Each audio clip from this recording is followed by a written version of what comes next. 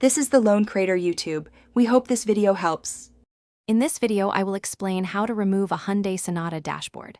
First, ensure your vehicle is off and the battery's negative terminal is disconnected for safety. Gather essential tools like various screwdrivers, a trim removal kit, and a small container for screws. This preparation prevents electrical issues and keeps your workspace organized, making the entire process smoother and safer for you. Always prioritize safety before beginning any automotive work. Next, you'll begin removing interior components. Start by carefully detaching the instrument cluster, which usually involves removing a few screws and then disconnecting its wiring harness.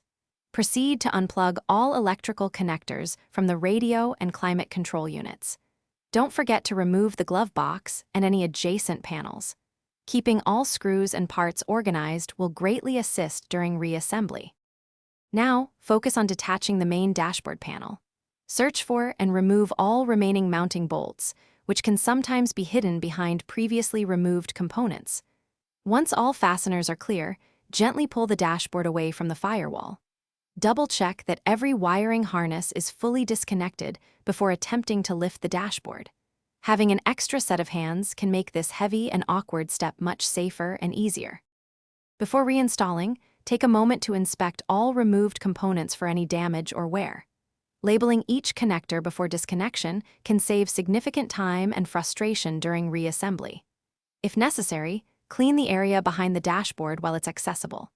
To reinstall, simply follow these steps in reverse order, ensuring all connections are secure and all fasteners are tightened correctly. Patience is key for a successful reassembly. Thanks for watching. Consider subscribing if we helped you.